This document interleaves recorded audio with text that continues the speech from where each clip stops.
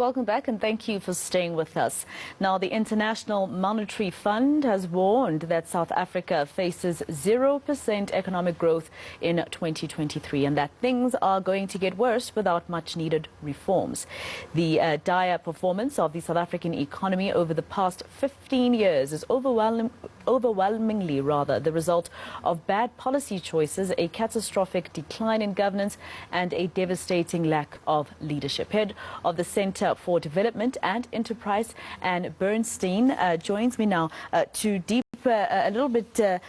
actually delve a little bit deeper into the issue. And thank you so much for your time and for joining us here on eNCA. Of course, we did see that there was some sort of economic growth during one quarter of the year at least, but it wasn't as much as we would have liked as South Africans. What do you think, especially because you work around, growth and development? Are we developing at a good rate as a country currently?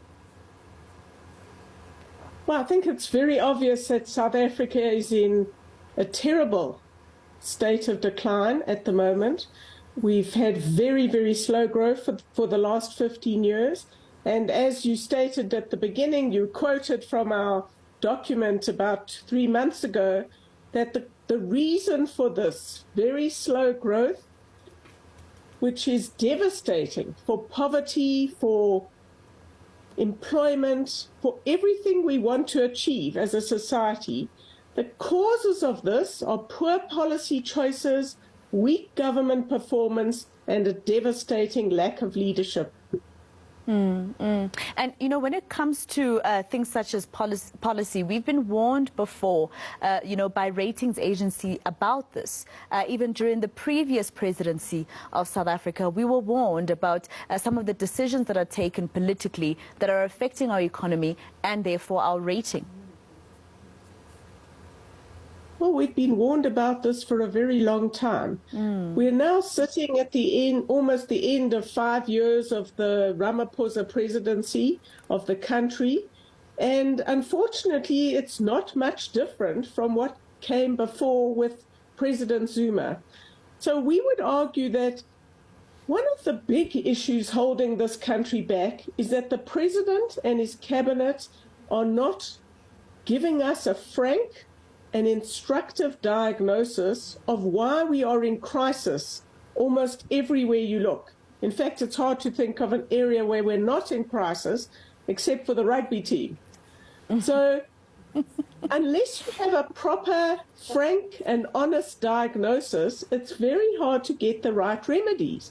So what happens in South Africa today is we lurch from unexpected crises, unexpected accidents all the time. These things. But are they really all unexpected? Are they all really unexpected? The way the government plays it is, oops, this has gone wrong. Never, gee, this was our fault. Or we did the wrong things. Or we tried this policy and it didn't work and we should try another one.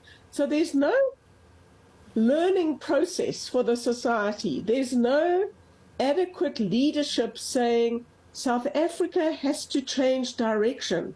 Look at where we are today. Nothing is working, basically, from Transnet, where we transport less goods than we did in 1994. Think about that. To Eskom, power, but much more expensive. We're one of the few countries in the world where we did increase the supply of water to poorer people, but that is now in, I don't know the right words, it's retreating. We're retreating on this achievement. So everywhere you look, things are terrible. And you have to say to yourself, why are we in this terrible situation? And I think it starts at the top. It starts with a pretty incompetent cabinet that are divided, weak leadership at best, and we keep describing, this problem or that problem or this crisis or that crisis, but we're not doing anything about most of them, and we're certainly not doing efficient about the few that we're acting on. Everything takes too long, it's too slow, and that's because we don't recognize that a country like South Africa, with our deep inequalities and our apartheid history, we have to have the very best people running public services, running Transnet, running Eskom, running the cabinet. That's what we need.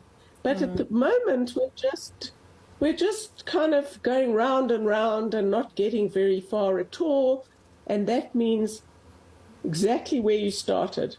Yeah. 0, slightly more growth for this year, which is totally insufficient. We will add to unemployment, not decrease it. And I really like, Anne, what you said in the beginning, that it's all at the top. And we all know the relationship between business and government. For instance, the corruptor and the corruptee, right? They're not working alone.